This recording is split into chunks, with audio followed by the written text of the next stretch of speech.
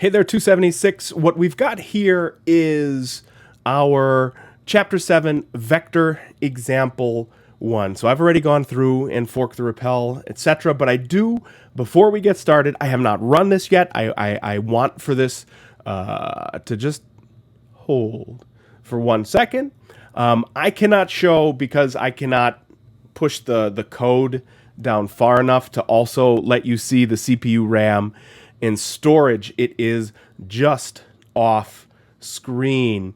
What I do want you to do is when you hit run, go pay attention to the CPU and RAM.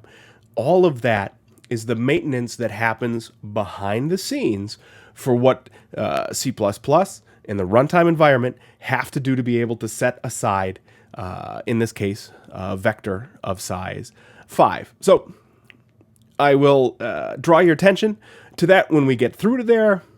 It's just off screen for here, unfortunately. So what do we have when it comes to our vectors? Do remember that we have to have, and it's line number 4 here, we have to have include vector as part of the STL, the standard template library. This is not included with default basic C++. So you do have to have that include. I can just about guarantee that a very, very small percent of you will step in that, and I will get a message asking, why doesn't my vector work? That's the one. So here on line number 10, this is my definition and declaration for my vector. So this is a little different than the array was. So vector, and then we have the less than, greater than, and then inside of that we have the type. So vector int, this is our data type. So again, exactly the same thing that you've been doing all the while. You have declared a variable of type char, and you have called it first initial. You have declared a variable of type float, and you have called it bank account. Here we have a variable of type integer vector, and we are going to call it numbers. Now, I have, in this particular example, I have sized that vector. We're going to see how our code changes based on the size of this vector. You will notice that I did not make a constant int for this. It is something that absolutely you could do, but it's kind of breaking the nice part of a vector, which, remember, you do not have to size. I'm just starting with a size so that we can see. Now, I have, in this particular example, 2 range-based for loops. I know it's one of the things that when I go back and I score all of your homework, despite the fact that I think it made it to 2 videos in the array portion of everything, people skip the range-based for loop. So this example is 100% based on the range-based for. However, you could change this as simple as could be to a traditional for loop. So I am going to hit the run button. When you guys hit the run button at home, take a look down in the lower left and take a look at CPU and RAM. Mine pinned for an awfully long time. The the magic of editing with the coughing fit there removed that from view, but CPU and storage were pinned for, you know, like seconds, 3-5 seconds, something like that.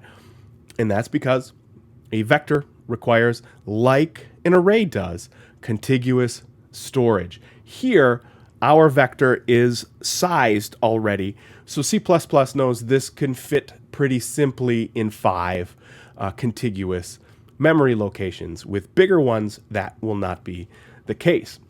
So what you are seeing here, enter an integer value, is inside of my first range-based for loop. So this is going to loop 5 times because I'm using the number of values in my vector to iterate through my vector, which is what we were doing with arrays. So you'll remember from the previous videos that an array and a vector have many, many of the same behaviors. This is one of them. So I'm going to enter these values in. 1, 2, 3, 4, 5. Next, I'm going to use the second range-based for loop to read those values out. One quick note here, inside of line number 13 for my first range-based for loop, you'll notice that I used int ampersand val. What I'm doing there is I am actually retrieving not a copy of the value that is stored in that particular element of numbers. I am actually receiving the location for that element in, you know, the range for my numbers vector. So something to be aware of. We'll play with this just a little bit further in a moment. So after that, I am reading out the values that are stored in my vector here, no problem. So what happens if I just go through here and remove my initialization, so the size initialization for numbers? I cannot use this range-based for loop anymore because how big is numbers? It's not.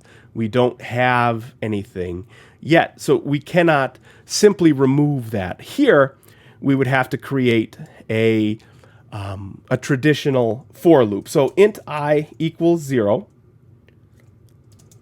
I is less than 10, so this time I'm going to give it 10 loops to go through, but you'll notice that I'm not changing or initializing the size of my vector called numbers, I++. So that's the only thing that I have changed here, is I am going through and iterating through with a traditional for loop. You'll notice that this val won't work anymore. But what I can do is cin numbers at I. So just like so, and just like we were able to do with our arrays, we were able to use that element operator, so our square braces. So I'm going to run this again. It's a fine time for my keyboard and mouse to be running out of batteries. So it's asking me the same question it asked before. This time I'm going to use a traditional for loop to gain access to the individual elements of my array, or my vector, I apologize, based simply on this, my I, so my iterative number. So, So we have an error here, not one that's unexpected. We have an error here, segmentation fault, core dumped. What that means is we were trying to access a location in memory that we cannot access. Now, why didn't this work? Remember, we need to use those core member functions of vector, the pushback and the popback, because what we're doing is we're adding those plates to the back end of our stack. So I knew this was going to break. I probably sold it better than I needed to, but we're going to see how we can deal with this in our next example using pushback and popback.